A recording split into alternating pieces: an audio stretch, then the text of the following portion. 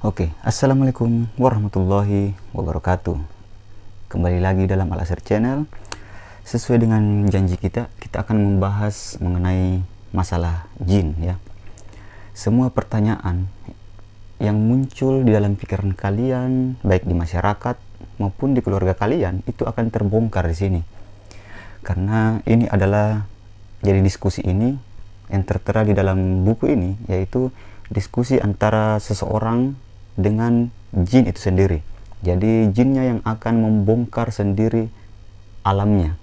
Jadi kita tidak akan tertipu-tipu lagi di kalangan masyarakat. Jadi semuanya pokoknya akan dibahas, baik tentang alien, tentang ruh gentayangan, pokoknya banyak lah. Semua pertanyaan, mengapa permainan anak-anak tidak disinggahi oleh jin. Jadi sebelum saya membahas, silahkan like dulu, lalu di subscribe, komentar bila nanti ada pertanyaan yang muncul, insya Allah kita akan jawab ya, bila ada yang tidak dimengerti. Karena di sini juga saya akan membahasnya atau menambahkan dari pengalaman pribadi juga ya. Yang bagusnya dari sini, dia mengaitkannya dengan hadis-hadis, seperti bagaimana kalau telinga kita dikencingi oleh jin. Itu akan kita bahas semua, bongkar, tapi bertahap ya. Sebelum saya membahas ini, kita harus mengetahui dulu tentang riwayat dari orang ini. Jadi namanya yaitu Muhammad Isa Daud. Dia lahir di bagian timur Ismailiyah tahun 1957. Dibesarkan dan menempuh pendidikan di Kairo dengan gelar LC di bidang sastra dari Fakultas Bahasa dan Studi Timur, Kairo University. Dia mulai karir profesionalnya di surat kabar Al-Akhbar dan Akhbar Al-Yaum. Sebagai redaktor dan editor, di samping terjun pula sebagai dai. Ya, jadi dia juga sebagai ulama. Bisa dibilang kadang juga dia meruqyah. Bekerja di surat kabar di salah satu perusahaan di Arab Saudi, dan karirnya terus meningkat sampai akhirnya dipercaya sebagai direktur umum di surat kabar tersebut. Jadi langsung saja Muhammad Isa Daud ini yaitu menulis ratusan makalah dari berbagai kajian di bidang agama, sastra, bahasa, sosial, politik yang dimuat dalam berbagai surat kabar dan majalah di Saudi Arabia dan di Mesir pula. Kini dia adalah anggota Persatuan Wartawan Mesir. Jadi Isa Daud adalah orang yang yakin betul bahwa sesuatu yang bersumber dari kalbu pasti akan sampai di kalbu pula. Sedangkan yang hanya berasal dari mulut pasti hanya masuk ke telinga kiri, keluar dari telinga kanan. Jadi tamu dari Isa Daud ini atau jin muslim ini sendiri, yaitu jin muslim ini berasal dari Bombay, India. Sebelumnya dia adalah jin kafir, kemudian Allah memuliakannya dengan Islam dan memberinya petunjuk kepada keimanan. Dia selalu menekankan perbedaan besar antara mukmin dan muslim. Setiap mukmin pasti muslim, tetapi tidak semua muslim pasti mukmin. Jin muslim ini berusia 180 tahun. Jadi masuk Islamnya jin ini merupakan suatu kemenangan, sebab bersama-sama dia telah masuk Islam kurang lebih 10.000 jin yang merupakan pengawal dan pendampingnya. Jin kita ini adalah pimpinan besar, punya pengaruh dan berwibawa. Kita memohon kepada Allah, semoga jin-jin yang lain, bahkan yang mendengarkan saat ini, yang berada di sekitar sini dan di sekitarmu, mendapat petunjuk melalui dia perantara video ini. Dan semoga pula Allah meneguhkan keimanan dan keislamannya. Jadi yang akan pertama kita bahas yaitu mengenai masalah alam jin.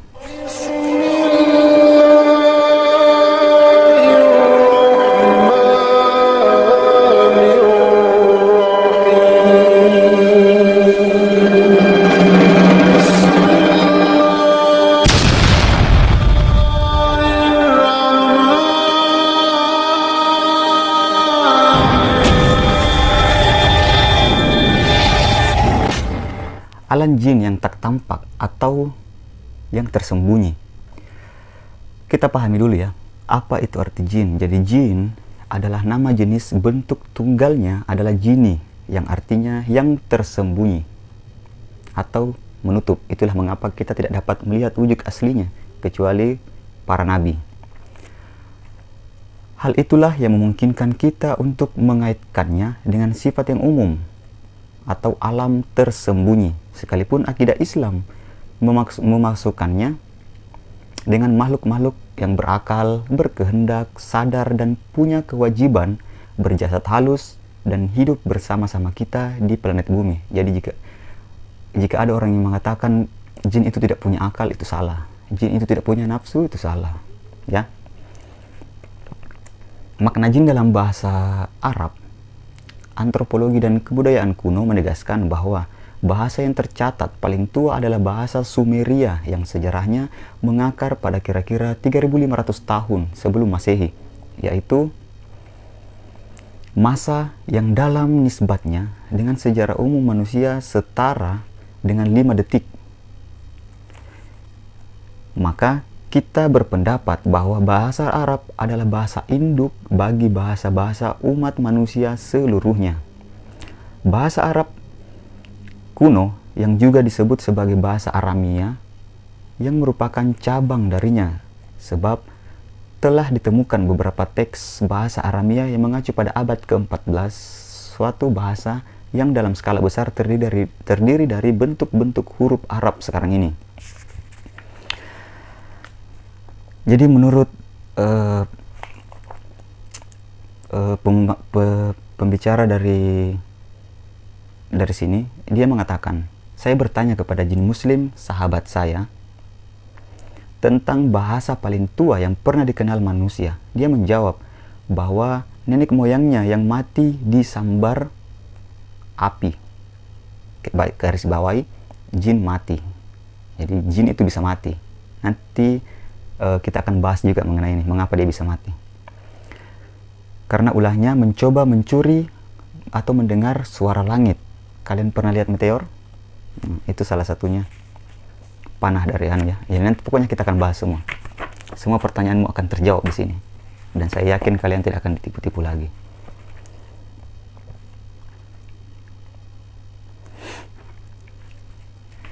Jadi kita sering bertanya-tanya, bagaimana bentuk jin? Di sini dijelaskan. Jin, kita kan tahu jin itu berasal dari api. Jadi di sini jin tidak lagi berbentuk api. Bagaimana penjelasannya begini? Sebagaimana halnya dengan jasad kita yang tidak lagi berbentuk tanah yang bila dicampur dengan air menjadi luluh. Maka seperti itu pula lah halnya dengan jin. Ia tidak saja sudah tidak berada dalam bentuk asalnya sebagai api, tetapi juga sudah dibentuk oleh Allah menjadi bentuk benda. Lalu dikembangkan menjadi bentuk organ-organ tubuh. Kemudian ditiupkan kepadanya ruh agar dia menjadi makhluk yang cerdas, berakal, dan memiliki kebebasan memilih, persis seperti ketika Allah mengembangkan Adam dari tanah, kemudian menjadikan tanah liat yang lebih dikenal dengan atin.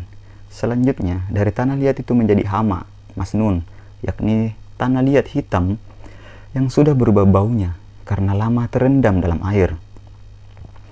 Dengan kehendak Allah dan kekuasaannya berubahlah nyala api menjadi benda yang berkumpul di dalamnya sifat basah dan kering, lalu ditiupkan kepadanya ruh, sehingga berubahlah ia menjadi benda ether yang berbentuk dan bersosok ringan dan lembut. Itu jin ya. Kalau tadi manusia kan dari tanah, dia dari api. Lalu apakah jin bisa disiksa dengan api? Kan dia dari api. Oke. Kadang-kadang terasa bagi sementara orang untuk memahami bagaimana jin yang terbuat dari api, apakah dia bisa disiksa? Padahal dia dari api pula. Sebagaimana firman Allah yang berbunyi, masuklah kamu sekalian ke dalam neraka bersama umat-umat terdahulu, baik jin maupun manusia. Quran Surah Al-A'raf ayat 38. Kalimat Tuhanmu telah ditetapkan, sesungguhnya Aku akan memenuhi neraka jahanam dengan jin dan manusia yang durhaka semuanya. Quran Surah Hud ayat ke-119. Dan mereka dijungkirkan ke dalam neraka bersama orang-orang yang sesat dan bala tentara iblis semuanya. Quran Surah Asy-Syu'ara ayat 94 sampai 95. Serta ayat-ayat yang menyampaikan ancaman kepada mereka dengan siksa neraka jahim dan neraka jahanam. Jawabnya mudah dan dekat, akan tetapi karena begitu dekatnya sehingga menjadi sulit dilihat atau ditentukan. Anda sekalian, wahai anak Adam, artinya kita ya. Jadi jin itu menjawab, ini agak sulit masuk di logika kalian. Kendati begitu, jika Anda tertimpa segumpal tanah, jadi ini penjelasannya. Apakah jin bisa tersiksa dengan api? Apakah kalian bila ditimpal segumpal tanah yang keras atau yang tidak keras tetapi banyak, pasti ia akan melukai dan bisa-bisa membuat Anda mati. Lantas bagaimana mungkin hal itu terjadi? Sebab secara harfiah kita kan dari tanah, masa bisa disakiti oleh tanah? Anda sudah tidak lagi berbentuk tanah, tetapi sudah memiliki bentuk yang lain. Demikian pula dengan halnya jin. Jadi jin saat ini sudah tidak berbentuk api lagi. Bahkan kalaupun jin masih tetap berbentuk nyala api atau bahkan api itu sendiri, maka kalau Allah menghendaki, ia bisa merasa dan menentukan bahwa ia bisa disiksa dengan barang yang sejenis. Niscaya hal itu mudah bagi Allah. Sesungguhnya perkataan kami terhadap sesuatu, apabila kami menghendakinya, maka kami hanya mengatakan kepadanya, jadilah maka jadilah. Quran Surat An-Nahl. Persoalan di sini, dari awal hingga akhir berkaitan dengan akidah, bertautan dengan keimanan kepada Allah.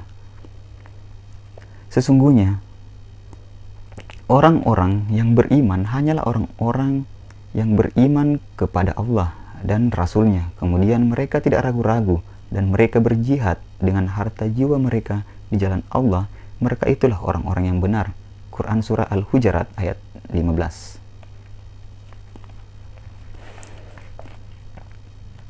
Apakah kita heran adanya sementara orang yang mengingkari disiksanya jin dengan api, sedangkan jin sendiri mengakui hal itu? Mengisahkan ucapan mereka, Allah berfirman, dan sesungguhnya di antara kami terdapat jin-jin taat, dan ada pula jin-jin yang menyimpang dari kebenaran. Barang siapa yang taat, maka mereka itu benar-benar telah memilih jalan yang lurus. Adapun jin yang menyimpang dari kebenaran, maka mereka menjadi kayu api bagi neraka jahanam. Quran Surah Al-Jin ayat 14-15. Jadi di sini dikemukakan bahwa persoalannya pertama-tama adalah persoalan keimanan. Kalau kita atau kalian bukan seorang yang beriman kepada Allah dan firman-Nya, maka sesudah kekafiran adalah kesesatan terhadap orang-orang yang seperti itu. Oke. Apakah jin ada juga yang masuk surga? Karena kebanyakan yang kita dengar itu jin itu penghuni neraka ya. Ada yang baik, dan dari berbagai pendapat pula ada yang mengatakan jin itu semuanya jahat, padahal tidak. Jin itu ada Islam KTP kayak kita. Jadi di sini katakan, apakah jin masuk surga?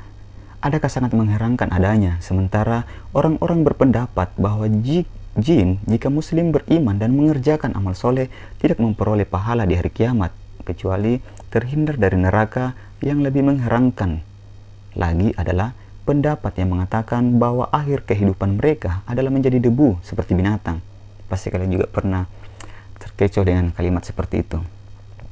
Padahal Al-Quran telah menegaskan dalam surah Ar-Rahman ketika menjelaskan tentang bidadari dengan mengatakan di dalam surga itu terdapat bidadari-bidadari yang sopan menundukkan pandangannya, tidak pernah disentuh sebelumnya oleh jin maupun manusia. Quran Surat Ar-Rahman ayat 55-56.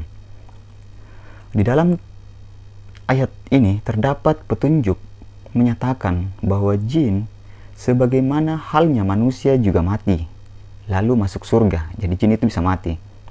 untuk mereka disediakan jin-jin perempuan. Ya, berarti ada juga jin dari bidadari dari kalangan jin, bukan cuma manusia.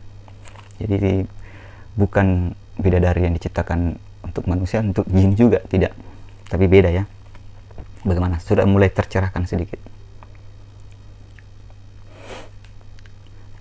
Jadi mari kita renungkan firman Allah yang berbunyi ini.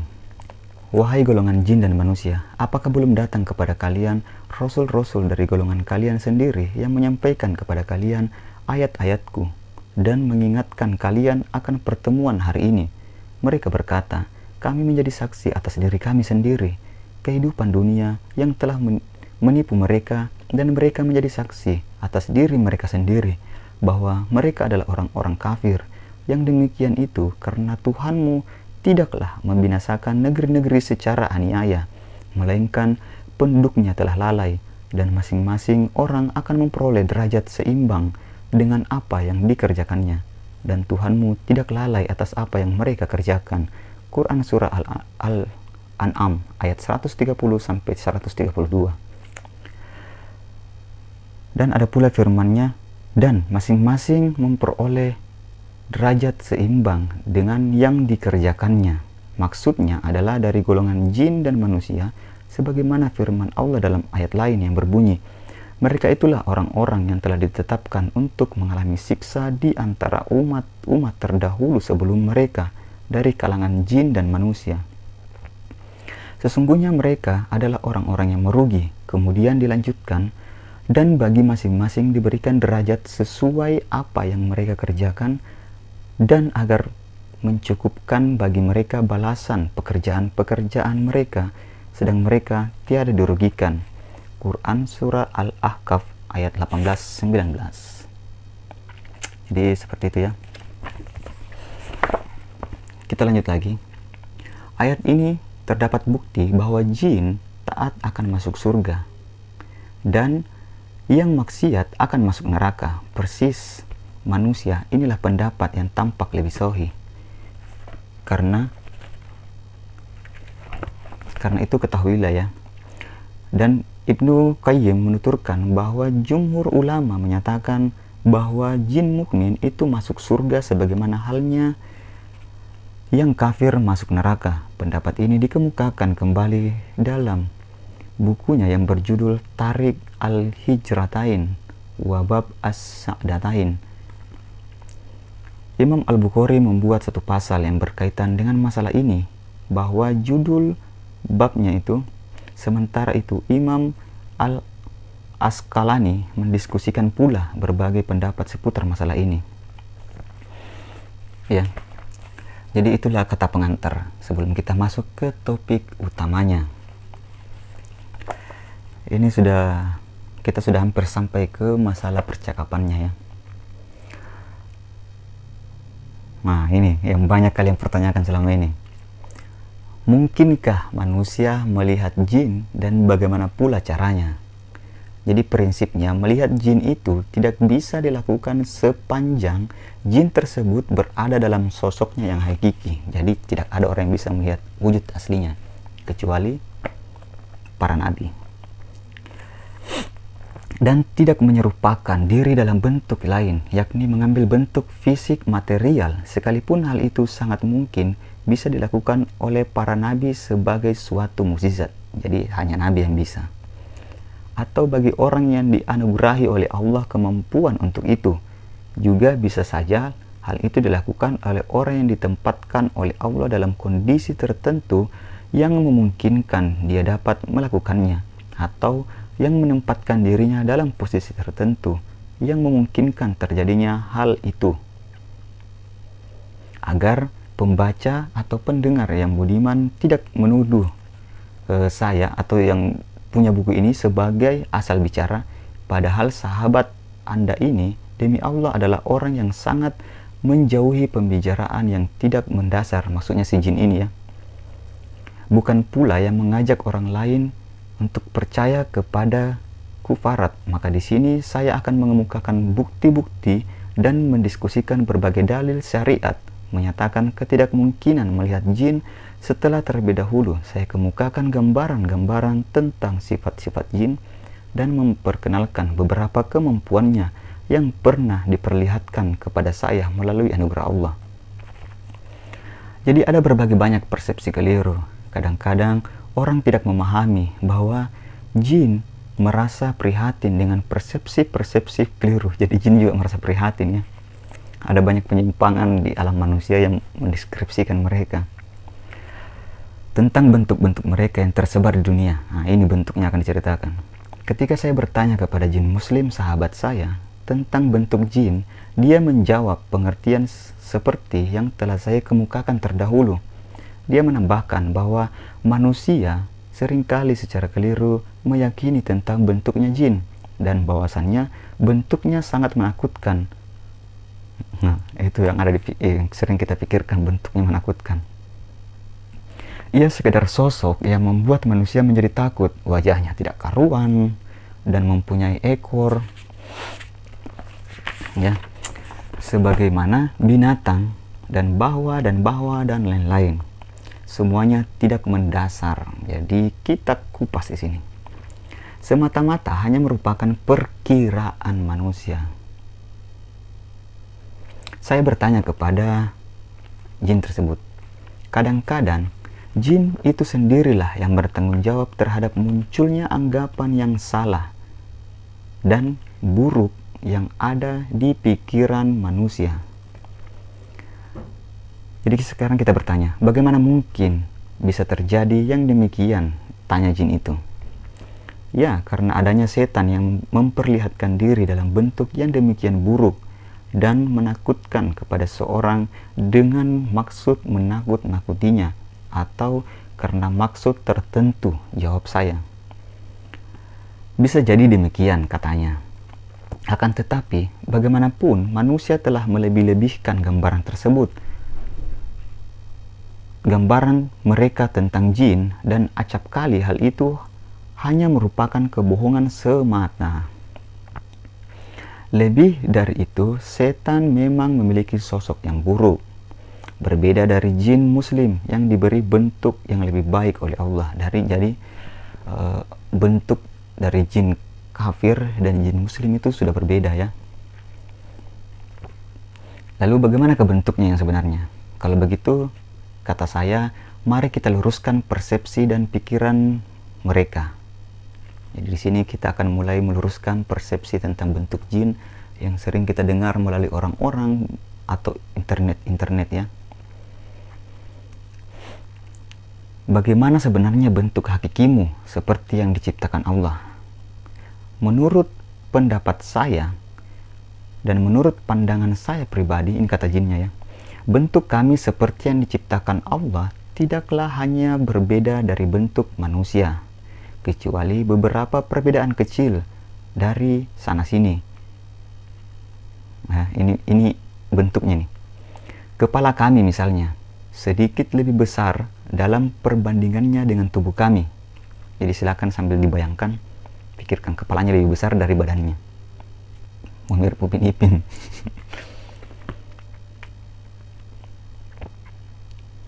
Bila dibandingkan dengan perbandingan kepala dan tubuh kalian, mata kami memanjang.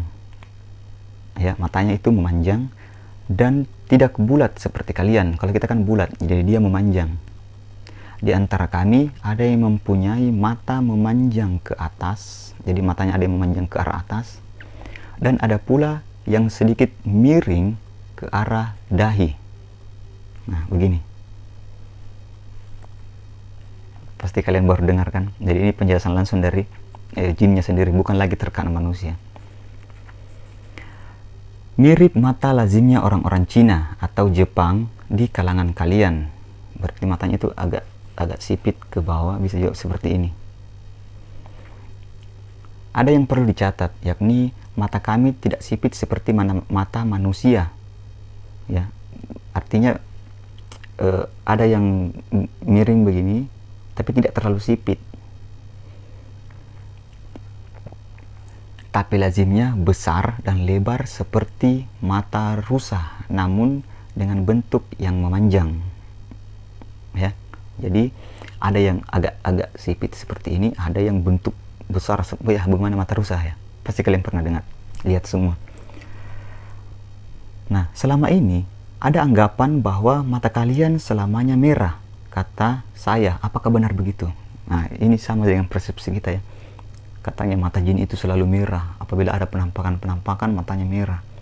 Jadi itu dijawab oleh jin sendiri, tidak selamanya demikian jawabnya. Mata kami sebagaimana halnya dengan mata manusia, banyak sekali macamnya. Ada yang matanya berwarna hitam, jadi ada yang hitam full, kuning, nah ini baru kita dengar nih, coklat tua, persis seperti mata manusia, sekalipun hitamnya berbeda dengan hitamnya mata kalian. Mata hitam kami cenderung keputih-putihan. Anggapan bahwa mata kami selalu merah bisa jadi diakibatkan oleh adanya sinar-sinar halus yang memancar dari mata kami, yakni sinar yang selamanya cenderung berwarna merah. Ia tidak menakutkan bagi siapa yang menatapnya, bahkan di situ terdapat suatu keindahan. Jadi tidak menakutkan. Nah, saat saya membahas seperti ini, ada lagi yang begini-begini. Itulah mengapa untuk yang takut saya tidak akan berikan pinjam ini, karena pasti ada yang mengganggu. Ketika kita membahasnya, pasti ada suatu gangguan, karena dia tidak mau dibongkar. Bayangkan yang bongkar jinnya sendiri. Dan ini tidak akan dibongkar juga oleh orang kesurupan ya. Baru saja ada yang seperti ini. Padahal di sini kosong, di belakang. Kita lanjut lagi. Sedangkan telinga kami, dua-duanya mirip telinga kuda. Kuda, tahu kuda kan? Khususnya dalam bentuknya yang runcing. Ada pula di antara kami yang telinganya mirip telinga kucing. Kalau manusia mengamati secara cermat telinga kucing, sesungguhnya juga mirip dengan telinga kuda. Karena itu, kalau ada di antara kami, maksudnya jin di sini ya, yang berbicara dan menyerupakan bentuk diri dalam bentuk yang tertentu, maka yang paling mereka sukai adalah bentuk kucing, kuda, atau harimau. Ya memang betul. Kebanyakan jin kalau menampakkan diri atau mewujudkan diri itu selalu yang runcing-runcing telinganya ya. Soal hidung. Nah, hidungnya lagi. Paparnya. Hidung kami terletak di tengah-tengah wajah kami. Bagaimana itu? Seperti pas di tengah sini ya.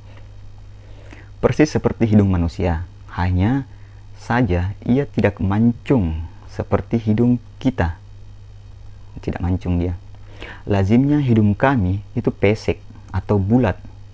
Mirip hidung laki-laki dan wanita Filipina. Cari di Google bagaimana bentuknya. Jin muslim memanjang jenggotnya. Jadi jin muslim itu memanjangkan jenggotnya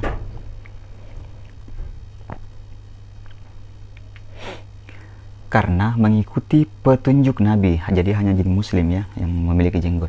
Terhadap mereka yang wajahnya tidak berjenggot, kami sebut wajahnya dengan wajah gentong. Jadi jin yang tidak berjenggot itu disebut gentong. Ada juga ejekan dalam dunia jin ya. Rambut kepala kami itu sangat tebal, lebih tebal lagi pada kaum wanita jin. Berarti kaum wanita jin rambutnya lebih tebal lagi ya.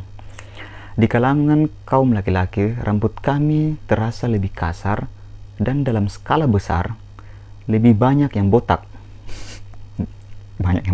Rambut kaum wanita bagi kami sangat-sangat panjang dan itu merupakan lambang kecantikan, sampai-sampai ada di antara mereka yang rambutnya terseret di tanah saking panjangnya, mirip rambut kuntilanak ya. Jadi dalam dunia jin itu semakin panjang rambut perempuan itu, maka dia semakin cantik. Itu dalam dunia jin. Kemudian kita bertanya lagi, bagaimana tentang tangan dan kaki kalian? Tanganku atau tangan kami seperti tangan kalian, cuma dari segi panjang, jadi panjang lengan dan kuku agak berbeda. Lengan kami dalam perbandingannya dengan tubuh kami terbilang sangat panjang bila dibandingkan dengan lengan kalian terhadap tubuh kalian. Demikian pula halnya dengan kuku-kuku kami. Berarti tangan jin ini lebih panjang daripada badannya, kayak semacam terseret.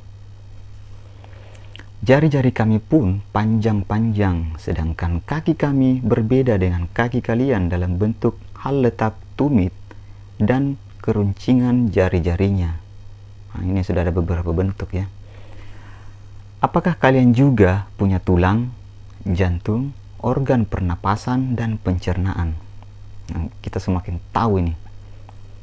Jadi di save baik-baik, ingat ini ya.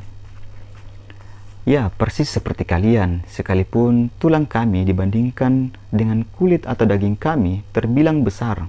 Sekarang ini kami memiliki kelenturan yang tak mungkin bisa kalian bayangkan. Berarti tubuh jin itu lentur ya. Pokoknya tidak bisa kita bayangkan lah, intinya lentur. Organ-organ kami yang selebihnya terbilang kecil-kecil. Berarti organ tidak seperti kita juga, organnya kecil. Semuanya berfungsi seperti tubuh kalian, sekalipun kami tidak membutuhkan oksigen. Nah, ini garis bawahi. Jin tidak memerlukan oksigen untuk bernapas ya. Jadi jin itu tidak membutuhkan oksigen untuk bernapas sebanyak yang kalian butuhkan.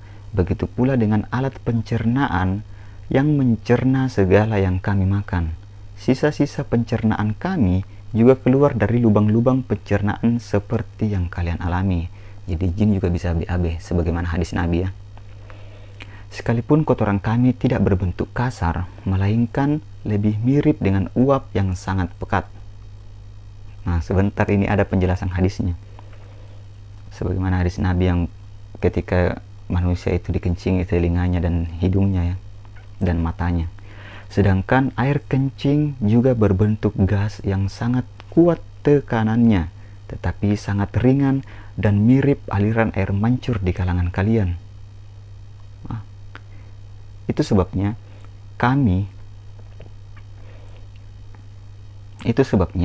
maka ada setan yang bisa mengencingi telinga seorang muslim yang ketika tidur tidak menyebut asma Allah, dan di malam harinya tidak pernah berniat untuk menunaikan kewajiban kepada Tuhan semesta alam. Oke, jadi persis ya. Ini saya maksud, ini hadis Nabi. Apakah kalian punya kelamin? Ini tanyanya ya. Persis seperti manusia, hanya saja terbilang kecil. Jangan dibayangkan kalau ini. Dibandingkan dengan yang ada pada kalian. Jadi punya dia kecil dibandingkan dengan punya kita. Dan dalam perbandingannya dengan tubuh kami, kaum laki-laki, kami seperti kaum laki-laki kalian. Mereka punya dorongan birahi dan kemampuan untuk bersenggama, maksudnya ini seks ya, dan mengeluarkan sperma. Wanitanya pun seperti kaum wanita kalian. Mereka mempunyai selaput darah yang pecah ketika terjadi hubungan seksual. Jadi mereka juga punya namanya keperawanan. Suatu bentuk kehidupan yang, wahai saudaraku, betul-betul kehidupan yang biasa saja. Kembali kepada persoalan Nabi pernah berkata, sesungguhnya matahari ketika terbit ia membawa tanduk setan. Nah, kita sering mendengar hadis ini. Ketika ia naik, dilepaskanlah tanduknya. Kemudian ketika ia tepat di tengah-tengah ufuk, ini dikenakannya kembali tanduknya. Namun ketika tergelincir tanduk itu ditinggalkannya, untuk kemudian dikenakan lagi ketika ia mendekati tenggelam. Ketika betul-betul tenggelam, tanduk itu ditinggalkannya. Karena itu janganlah kalian sholat pada 3 waktu tersebut. Jinnya yang mengatakan ini. Jadi jin juga tahu hadis. Ada waktu terlarang untuk sholat, yaitu pas terbenamnya matahari kita dilarang, pas terbitnya, dan pas di tengah-tengah. Beliau juga mengatakan, sesungguhnya matahari terbit di antara 2 tanduk setan dan tenggelam di antara 2 tanduk setan pula. Seterusnya beliau juga mengatakan, janganlah kalian mendekatkan sholat kalian dengan waktu terbit dan tenggelamnya matahari, ya, sebab ia terbit di antara 2 tanduk setan dan tenggelamnya di antara 2 tanduk setan itu pula. Kalau demikian, apakah setan itu atau jin mempunyai tanduk dalam bentuk nyata? ataukah itu hanya merupakan kiasan saja? Nah, ini jawabnya nih. Tapi untuk melanjutkannya kita lanjutkan besok lagi ya. Ini sudah semakin seru nih, sudah banyak pengetahuan yang muncul. Jadi kalau ada yang mau tanyakan saja di kolom komentar. Insya Allah besok kita akan melanjutkannya ya. Oleh sebab itu, untuk kalian yang baru melihat dan mendengarkan channel ini, silahkan di like, subscribe, dan bagiin ke teman kalian. Intinya kita akan bongkar habis-habisan dunia jin ini. Tadi saja sementara saya baca itu ada beberapa gangguan ya. Makanya beberapa orang yang pernah membaca buku ini, teman saya dulu itu pasti selalu entah ada sekelebat. Pertama kali saya membaca ini ada sekelebat, ada yang ketuk-ketuk dan sebagainya. Pokoknya alamnya tidak mau dibongkar. Insya Allah kita akan semakin tahu tentang dunia jin, dan kita tidak akan dibodoh-bodohi lagi dengan info yang sana sini, yang entah pendapatnya dari mana. Pokoknya kita mendengar dari orang-orang yang sudah tua, orang-orang yang terbuka mata batinnya. Intinya kita di sini belajar dan memahami sendiri dari alam jin itu sendiri, bukan lagi menerka ya. Oleh sebab itu, sekali lagi silahkan bertanya di kolom komentar, silahkan di like jika suka. Semoga menjadi amal jariah untuk saya pribadi dan untuk kalian. Ditambah lagi, semoga dapat menambah wawasan kita agar tidak dibodoh-bodohi. Oleh sebab itu, saya pamit undur diri. Assalamualaikum warahmatullahi wabarakatuh.